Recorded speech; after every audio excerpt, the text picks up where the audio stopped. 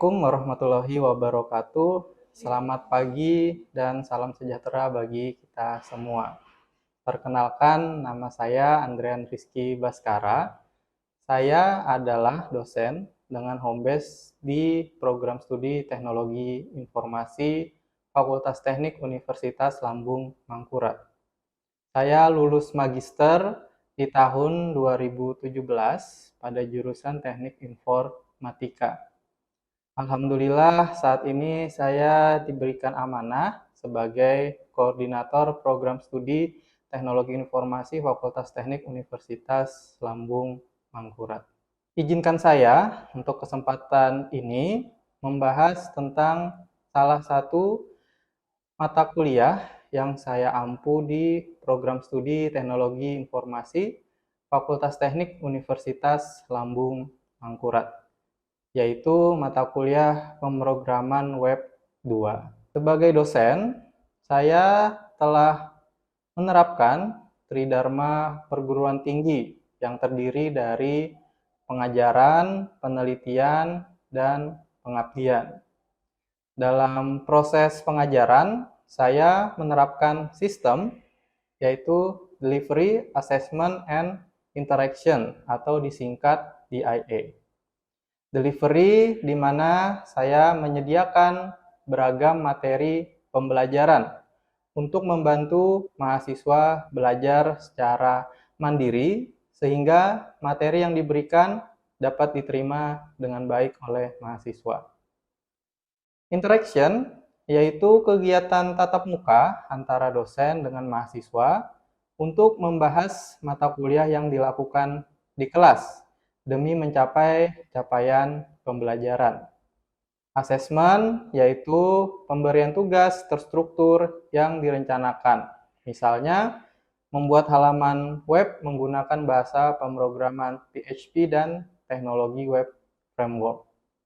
Atau berupa kuis dan juga menyelesaikan proyek guna mengukur kemampuan mahasiswa dalam menerima materi pembelajaran secara objektif. Sebelum masuk dalam penjelasan mengenai sistem pengajaran yang saya terapkan, maka terlebih dahulu saya akan menjelaskan mengenai mata kuliah yang saya ampu, yaitu mata kuliah pemrograman web 2. Mata kuliah pemrograman web 2 merupakan mata kuliah wajib pokok di program studi Teknologi Informasi Fakultas Teknik Universitas Lambung Mangkurat yang diprogramkan oleh mahasiswa pada semester 4 atau pada semester genap.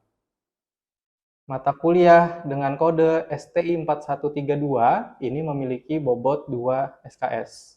Mata kuliah ini merupakan mata kuliah yang memberikan bekal kepada mahasiswa tentang pengembangan aplikasi atau sistem informasi berbasis web.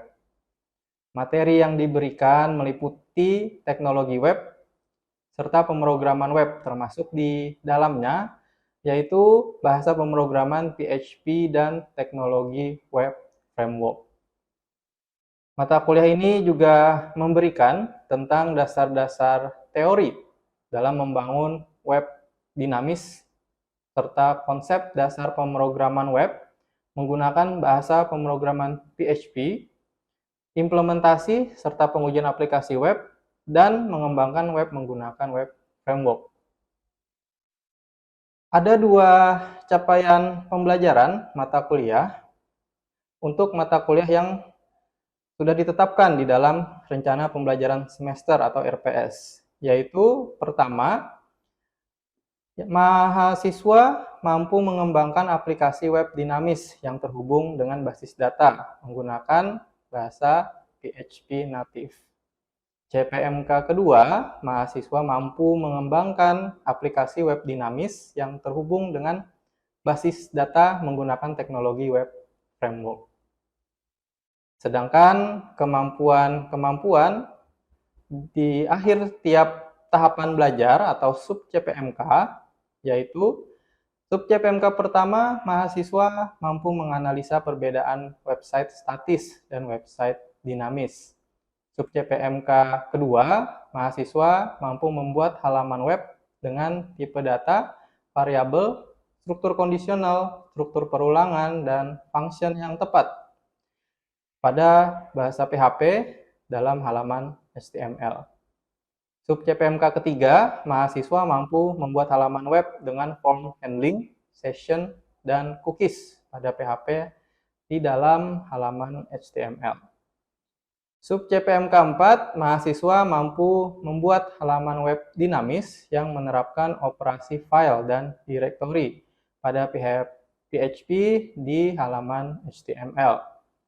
Sub CPMK 5, mahasiswa mampu membuat web dinamis yang terhubung ke basis data MySQL serta menerapkan operasi create, read, update, delete pada database dengan bahasa PHP di halaman HTML. Sub CPMK ke-6, mahasiswa mampu membuat web dinamis dengan teknologi backend web framework. Berikutnya, adapun materi pembelajaran pada mata kuliah ini adalah yang pertama, konsep dasar web yang meliputi dasar website, website dinamis, website statis, komponen web, teknologi, serta alat pengembangan. Yang kedua, tentang bahasa PHP, meliputi tipe data, variabel, operator, kondisional, perulangan, function, string, array, casting, form handling, session, cookies, JSON, AJAX, MySQL Database Connection, serta create, read, update, delete atau disingkat CRUD. Yang ketiga, materi tentang web framework berisikan model, view, controller, routing, middleware, ORM, dan lainnya. Untuk sistem pembelajaran di Universitas Lambung Mangkurat, kami melakukan pembelajaran secara sinkronus dan asinkronus. Pembelajaran sinkronus mengutamakan interaksi pembelajaran antara dosen dan mahasiswa yang dilakukan pada waktu yang bersamaan di kelas. Sedangkan pembelajaran asinkronus dilakukan dengan cara dosen mengupload materi pembelajaran di sistem e-learning ULM atau dikenal dengan nama SIMARI, yaitu Sistem Informasi Universitas Lambung Mangkurat Terintegrasi. Materi-materi maupun video yang sudah diupload oleh dosen nantinya dapat dibuka dan dipelajari mahasiswa secara mandiri sebelum ataupun sesudah belajar di kelas. Banyak fitur di dalam sistem e-learning yang dapat membantu proses pembelajaran, seperti fitur assignment untuk memberikan penugasan sehingga mahasiswa dapat mengumpulkan tugas melalui sistem. Kemudian ada fitur untuk upload referensi seperti buku ajar atau mengupload materi pembelajaran berupa slide presentasi maupun materi yang relevan. Serta ada fitur forum diskusi secara online antar mahasiswa maupun antara mahasiswa dengan dosen. Lainnya ada fitur Google Meet, tautan link pembelajaran di halaman website lain, serta beberapa fitur yang sangat membantu dalam proses pembelajaran. Berikutnya, terkait presensi mahasiswa, hal itu dapat dilakukan melalui portal akademik yang juga merupakan salah satu aplikasi di dalam SIMARI. Fasilitas ini digunakan oleh mahasiswa dan dosen untuk dapat melakukan presensi kehadiran mata kuliah secara mandiri oleh mahasiswa dan kemudian dapat divalidasi kehadirannya langsung oleh dosen. Sehingga penilaian kehadiran jauh lebih objektif dan tidak merugikan mahasiswa. Selain itu, terkait pemberian bobot penilaian untuk mata kuliah pemrograman web 2 juga bisa dilakukan di aplikasi ini, di mana setelah semua nilai mahasiswa didapatkan dan dikompilasi, maka dosen bisa memasukkan nilai tersebut ke dalam menu penilaian. Dan kemudian dosen dapat mengatur bobot penilaian, ini juga dilakukan di menu tersebut. Berikutnya, terkait metode pembelajaran yang saya terapkan dalam mata kuliah ini adalah metode ceramah dan diskusi project-based learning. Metode ceramah ini sangat dibutuhkan dalam proses pembelajaran, tetapi tidak semua informasi, materi yang bersumber dari dosen saja, namun memberikan penjelasan dan penguatan atas temuan yang didapatkan secara mandiri dari pembelajaran yang didapatkan sebelumnya. Sedangkan yang kedua, metode diskusi project based learning merupakan proses pembelajaran kolaboratif bagi mahasiswa terhadap materi yang telah diperoleh sebelumnya. Dan diharapkan dengan adanya diskusi berdasarkan proyek ini, mahasiswa mampu menerapkan pembelajaran yang dilakukan di dalam kelas dan mengaitkan dengan realita di lingkungan luar kelas, khususnya di dunia usaha dan dunia industri. Beberapa tugas yang diberikan kepada mahasiswa berupa tes dan non-tes. Untuk tugas dalam bentuk tes berkaitan dengan materi pembelajaran. Sedangkan non-tes dapat berupa ringkasan-ringkasan materi yang telah disampaikan, maupun dalam bentuk penugasan membuat halaman website statis maupun dinamis dengan menggunakan bahasa pemrograman PHP. Tugas-tugas tersebut kemudian dikumpulkan di dalam aplikasi e-learning dan dinilai di aplikasi tersebut. Untuk efisiensi waktu pembelajaran, saya akan menyiapkan materi-materi dan referensi pembelajaran yang relevan berdasarkan RPS, serta memanfaatkan website yang dapat membantu mahasiswa dalam mempelajari materi yang akan diajarkan di dalam kelas dan dibahas di dalam kelas. Berikutnya untuk penilaian, bobot penilaian yang diberikan itu mengikuti bobot yang sudah ditentukan di RPS, yaitu 30% untuk aktivitas tugas maupun kuis dalam kelas, bobot ujian tengah semester 30%, dan bobot ujian akhir semester sebesar 40%. Sistem penilaian yang dilakukan salah satunya menggunakan metode asesmen rubrik penilaian, sehingga penilaian dapat bersifat objektif. Sistem penilaian ini saya sampaikan pada awal perkuliahan dan kontrak perkuliahan, agar transparansi pemberian nilai dan memberikan kesempatan untuk mahasiswa bisa memperbaiki nilai yang telah disepakati oleh dosen dan mahasiswa. Terkait komunikasi yang dilakukan selama proses pembelajaran, selain melalui Simari, untuk mata kuliah ini juga dilakukan melalui grup Telegram khusus untuk mata kuliah pemrograman web 2. Sehingga segala informasi baik kehadiran maupun tugas-tugas juga bisa dibahas di dalam grup tersebut. Demikian pemaparan proses delivery, interaction, and assessment atau DIA yang sudah saya lakukan dalam proses pembelajaran. Selanjutnya, saya akan menampilkan proses pembelajaran yang saya lakukan di kelas dengan micro teaching secara luring, yaitu mata kuliah pemrograman web 2 yang saya ajarkan pada semester genap. Selamat menyaksikan. Assalamualaikum warahmatullahi wabarakatuh. Waalaikumsalam warahmatullahi wabarakatuh. Selamat pagi menjelang siang pada teman-teman semua. Hari ini akan kita laksanakan perkuliahan tentang mata kuliah pemrograman web 2. Ya, ini untuk yang pertemuan ke-12. Alangkah baiknya sebelum kita memulai perkuliahan, marilah kita berdoa bersama-sama untuk kelancaran dan semoga apa yang saya sampaikan dan apa yang kita lakukan hari ini itu mendapat berkah dari Tuhan Yang Maha Esa, Allah Subhanahu wa Ta'ala. Silakan berdoa menurut keyakinan agama masing-masing, berdoa dimulai.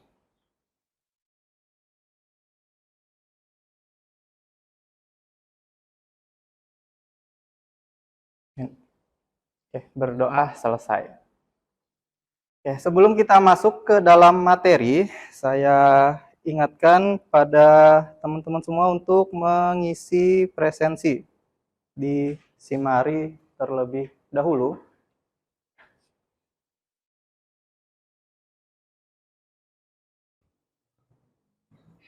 Ya, ini baru 12 yang mengisi.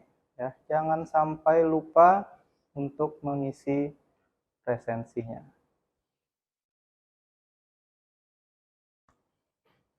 Oke, silakan ya diisi terlebih dahulu presensinya, yang belum jangan sampai terlupa. Pemrograman web 2. Oke, pertama kita akan melakukan review terlebih dahulu tentang materi minggu lalu. Ada yang masih ingat apa yang kita bahas di pertemuan sebelumnya, minggu lalu? Ya, silahkan. Untuk review materi minggu lalu ada kita pertama yaitu application programming interface menjadi sebuah fungsi dan prosedur pada perangkat lunak. Kumpulan fungsi dan prosedur perangkat lunak tentang apa tadi? API, ya, Application Programming Interface, atau biasanya disamakan dengan yang namanya web service, ya. Jadi sekumpulan perangkat atau kumpulan prosedur, ya. Jadi sekumpulan fungsi dan prosedur perangkat lunak. Jadi intinya itu terkait tentang transmisi data antar produk perangkat lunak yang berbeda platform ataupun sama, ya. Tapi dia bikin sendiri aplikasinya berbasis web. Nah, itu gimana caranya supaya bisa saling bertukar data? Yaitu tadi melalui yang namanya Application Programming Interface ini. Nah, jadi bisa berfungsi secara online maupun offline. Offline di sini maksudnya adalah intranet, ya. Jadi jaringannya di dalam lingkungan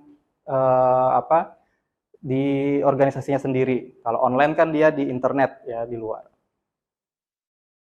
Nah, jadi tadi apa yang saya bahas, berikutnya terkait tentang manfaatnya.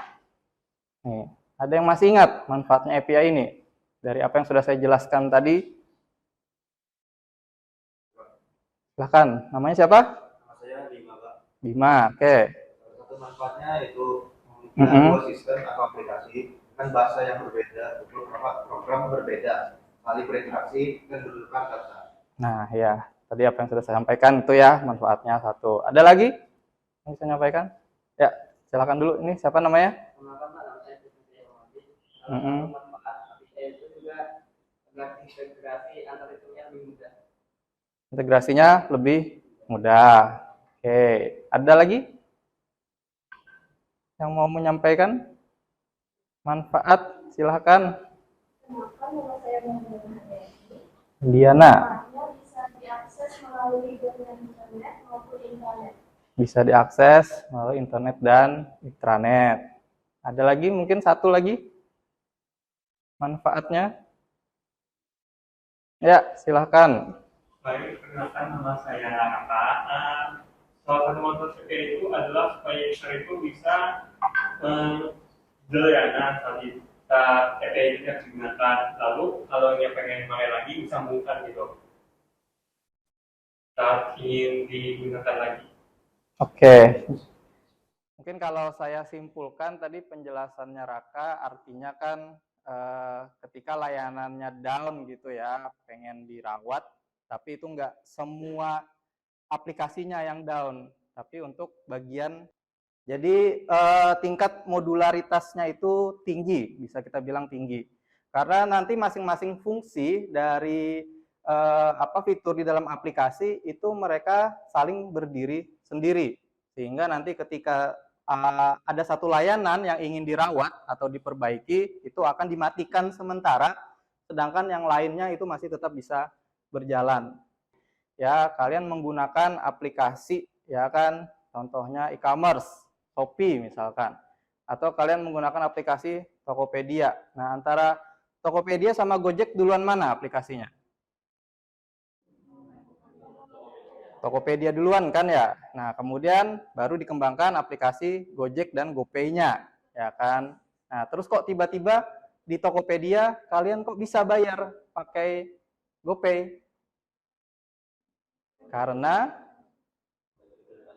sudah terintegrasi melalui salah satunya tadi adalah API ini, Application Programming Interface. Ya. Nah, kira-kira contoh lainnya seperti apa nih? Kalau tadi gambarannya seperti itu untuk API. Ya, silakan, Gusti. Ya, Gusti, nama saya Gusti. Ada layanan pemberitahuan cuaca bisa atau Google Maps. Oke, layanan pemberitahuan cuaca atau Google Maps. Oke, ada lagi yang lain? Kira-kira? Silahkan. Misalkan saya tadi, Mm-mm. ada Spotify API itu buat ngambil data lagu, album, sama judulnya.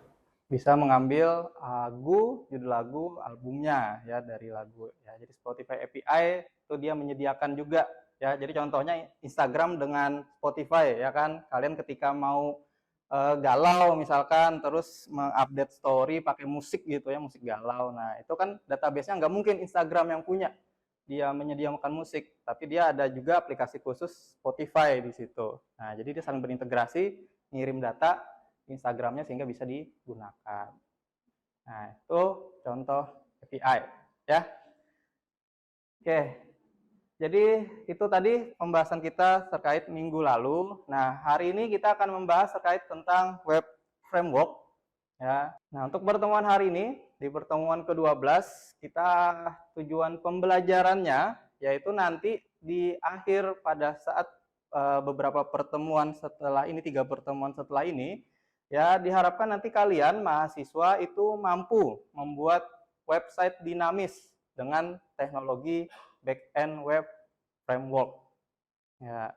Nah, sebelum-sebelumnya itu sudah kita bahas, kalian mengembangkan web dinamis tetapi masih menggunakan PHP natif. Ya. Jadi istilahnya analoginya nih ya, ketika kalian membangun rumah, ya kan, kalau pakai PHP natif kalian membangunnya itu pakai tangan. Ya. Jadi ketika mengkeruk tanah itu kalian pakai tangan, mengkeruk tanahnya, ya, mengaduk semennya pakai tangan, ya. Nah, dengan kalau dianalogikan seperti rumah tadi, back-end web framework ini adalah mirip seperti peralatan yang kalian gunakan pada saat membangun rumah. Contohnya kalian mengaduk semen pakai sekop, ya, kemudian pakai apa itu yang buat mendorong dan seterusnya. Nah, itu analoginya adalah untuk yang web framework ini. Nah, kalau dari analogi tersebut, tentunya kan web framework ini artinya akan memudahkan kalian dalam membangun website nantinya. Nah, ini sebelumnya juga sudah saya jelaskan ya, bahwa nanti di dalam pengembangan web itu ada 2 bagian utama, yaitu ada front end dan ada back end-nya. Ya. Nah, di mana masing-masing ini akan memiliki bahasa pemrograman dan tanggung jawab yang berbeda-beda untuk mengembangkan suatu website. Ya. Nah, ini gambarannya kalau kita lihat front end seperti ini nanti akan dikerjakan. Kalau back end itu lebih ke situ. Kira-kira ada yang bisa menjelaskan apa itu front end dan apa itu back end? Silahkan, Raka. Front end itu pengembangan yang berhubungan langsung dengan pengguna atau user. Langsung dengan user, contohnya Kayak situs web YouTube. Nah, itu kan ya. front end itu kan berarti usernya itu bisa mengakses video. Itu front end. Oke, terima kasih Raka. Ada lagi yang mau menjelaskan terkait front end? Jadi biar saya kompilasi nanti penjelasan-penjelasannya, melengkapi mungkin dari apa yang Raka jelaskan. Tadi sudah, oke, tapi ada fokus pentingnya yang belum disebutkan sama Raka. Silahkan. Jadi front end itu adalah Ha-ha. sesuatu yang pengguna lihat pada tampilan sebuah website. Sesuatu yang pengguna lihat pada suatu website ya. Nah, jadi dia udah apa ya? Bukan nalur sih atau insting ya. Jadi dia udah sense-nya bilang ini tombol buat ngeplay video, ini saya klik. Nah, itu yang dibuat oleh si front end developer. Atau tombol like ya. Masa tombol like gambarnya disket? Aneh kan ya? Nah, jadi itu untuk yang front end. Jadi kalau tombol like ya pasti jempol, ya kan jempolnya ke atas. Masa like jempolnya ke bawah, aneh kan ya? Nggak mungkin. Nah, itu fokus di front end tampilan. Ya. Nah, kalau yang back end, ya silakan Bima. Untuk backend itu adalah bagian dari situs web yang bertugas mengelola data, logika, dan fungsi-fungsi lain seperti server, database, dan API gitu, Pak. Oke, terima kasih Bima. Yang lain sudah menangkap apa yang disampaikan Bima? Ya, jadi tadi fokusnya untuk yang back-end developer itu adalah ke fungsi. Ya. Nah, makanya nanti ada yang namanya full stack developer. Itu kalau kalian mau menguasai semua. Mau dari sisi front end-nya, kemudian back end-nya, itu semua kalian kuasai, itu nanti jadinya full stack developer. Nah, tapi kita di pertemuan ini akan fokusnya di back end-nya saja. Ya. Nah, di sini kalau kalian lihat arsitekturnya nanti ya ada namanya client side sama server side. Nah, kalau back end itu fokusnya di server side-nya supaya websitenya bisa beroperasi ya. Nah, kalau front end itu supaya websitenya bisa dilihat, enak digunakan oleh user. Tapi kalau back end itu supaya websitenya bisa beroperasi. Menggunakan web framework sebelumnya. Sudah? Ada yang sudah belum? Yang sudah angkat tangan? Ada yang mau angkat tangan tapi ragu nih? Franciscus, Gusti, pakai apa? Code Igniter. Si siapa nih? Rian. Rian pakai Code Igniter. Raka, Zen, pakai apa? Code Igniter juga. 5, berlima aja yang sudah pernah. Yang lain tidak ada. Oke. Nah, jadi sebenarnya web framework kan ada banyak ya, apalagi yang berbasis PHP. Ada Code Igniter dan juga ada Laravel. Jadi untuk waktunya tidak untuk pemilihannya itu dikembalikan ke bagaimana nanti potensinya atau kesempatan di dunia kerjanya. Ya, antara Code Igniter sama Laravel. Jadi yang penting itu yang dikenal, yang perlu kalian ketahui itu adalah basic ininya, konsepnya.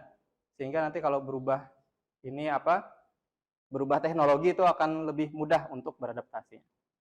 Ya. Nah, jika tidak ada pertanyaan lagi, ini adalah ringkasan dari apa materi yang sudah kita bahas untuk hari ini. Ya, jadi tadi terkait tentang istilah-istilah, yaitu ada front end, back end, kemudian web framework, kemudian ada Laravel.